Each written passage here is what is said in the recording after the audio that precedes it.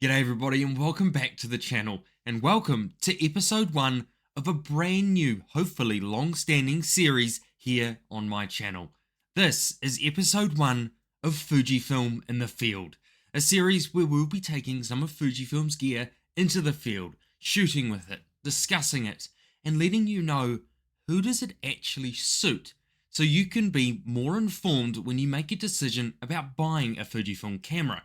And we also will do something most reviewers don't do: print the photographs, as I have the firm opinion that a photograph isn't complete until it's printed. I want these videos to be quite different from the rest. We are actually going to take these cameras into the field and go on photo shoots I would usually go with my normal kit, which is a Fuji X-T5, because I don't see the point in me sitting here looking at the paper specs and telling you what camera to buy. I'm of the firm opinion that you have to actually use it to know what it's good at and what it's not. Sure, the specs give you the basic understanding of the camera, but until you've got it in your hands, you never really know whether it's going to suit your style and what you want to use it for. So the goal with these videos is to give you that photographer's perspective on the cameras to help you make that decision when looking at Fujifilm cameras. We are starting this series off strong, with not one camera, but two. This is the X-S20, and this is the X-M5. They both have the same sensor, but they have very different target audiences. So let's get into the field and actually start shooting with them. And starting us off will be the X-M5, and then we'll move in to the X-S20, and then we're going to go print some photos, and then I'll meet you back here and we'll discuss my final thoughts. I hope you enjoy, and I'll see you soon. Alright, I don't know whether there's a mountain yet, but we're about to find out. The start of this early morning photo shoot was looking like a classic Ansel Adams quote. Landscape photography is the supreme test of a photographer, and often a supreme disappointment.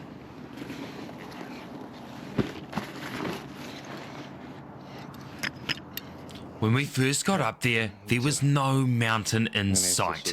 Clouds had completely covered it, and at that stage, there wasn't much wind moving it around. But luckily, we decided to wait it out.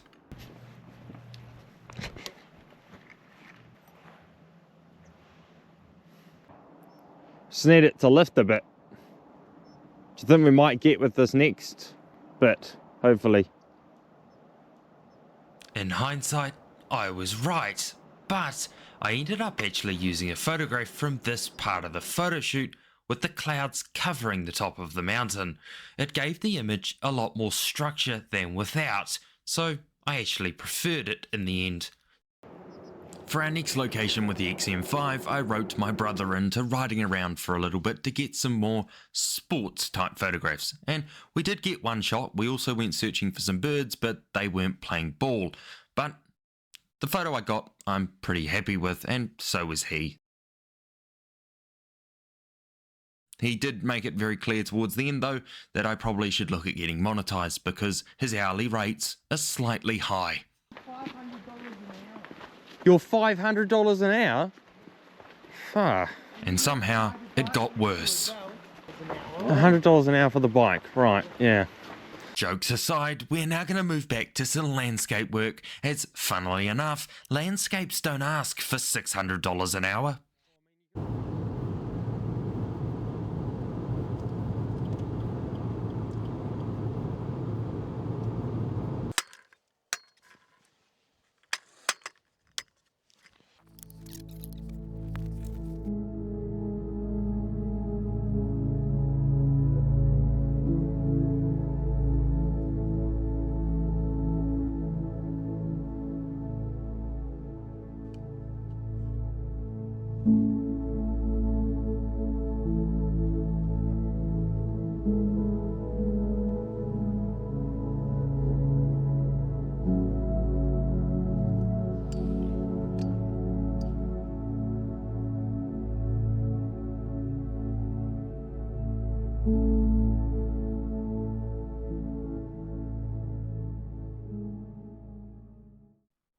There's a bit of a funny backstory with this photo. I didn't actually realise I had taken it until a few days ago, because this morning was a slightly disappointing one for my dad and I, as we hadn't actually shot the mountain from this position before, and it actually made the mountain from a lot of places look like it was on a massive lean, which, as you can imagine, didn't create for great photographs. But I'm actually really happy with how this version turned out. I'm going to go and play around with some power lines now off to the side of the mountain. See if we can capture anything a little bit different. And of course, when I go to do those other photos, I completely forget to take the filming camera with me. But hey, here's 3 of the other photographs I got from this morning, and I have to admit, this whole Fuji color is incredible.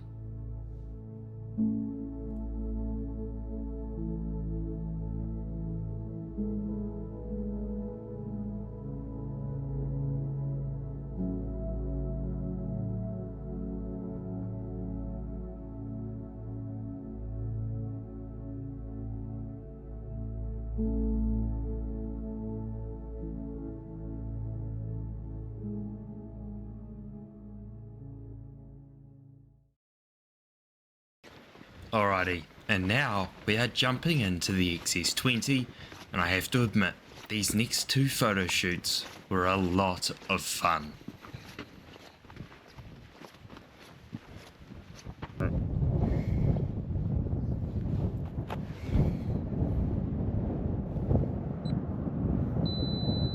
This was a cold and windy morning, but it ended up being well worth the effort, as all of a sudden while I was shooting, the sun popped up and lit up the foreground, and I managed to capture this stitched panorama.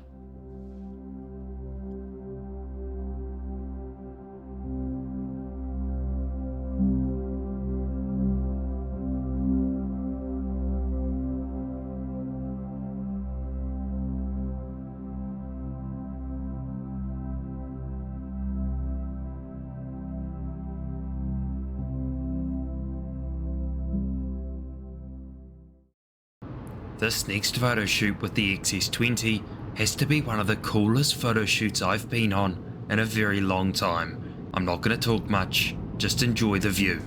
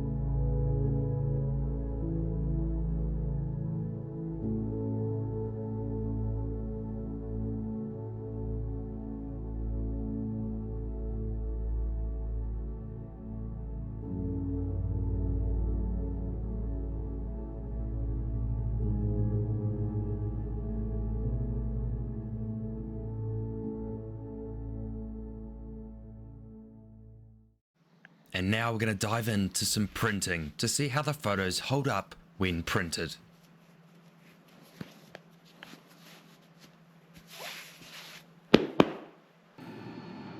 So, we started off by printing some of the photographs I took on the X-M5, and I have to admit, I'm very happy with how these prints turned out. I used a few different Ilford fine art papers, and they looked incredible.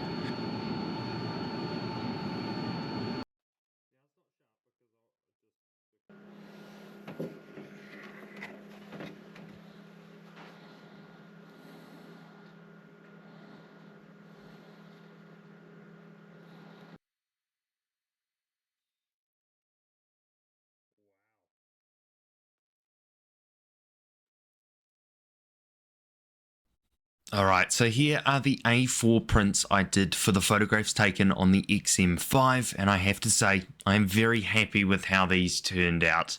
They look incredible. So the X-M5 definitely passed the print test.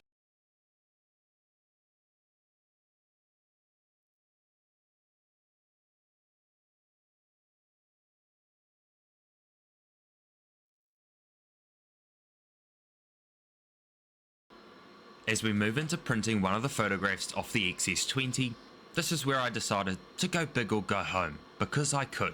The first panorama I took on the X-S20, I stitched 5 or 6 photographs together to create it, meaning the pixel resolution of the file was enormous, giving me the capabilities to do this print at over 1.6 meters long by over 600 millimeters wide, but still keeping it at 330 ppi.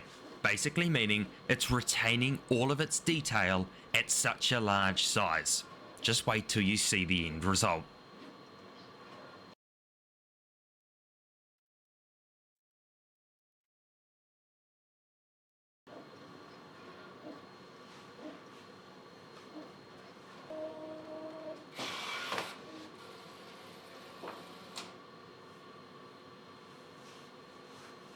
Just to give you a scale reference of how big this print is, I'm going to hold it up. I'm only going to hold it up for a little bit so I don't damage it, but it's insane. It's slightly big. It's 1.6 meters long by about 600 high.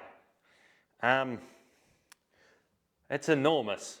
And by the way, it looks incredible up close. Alright, well that is the printing done, and I couldn't be happier. Both cameras passed with flying colours and the prints looked incredible. I'd like to take the time now to say a massive thank you to Fujifilm New Zealand as they provided both of the cameras for this video. So without them, this wouldn't have happened. So a massive thank you to the Fuji New Zealand team. I really appreciate it.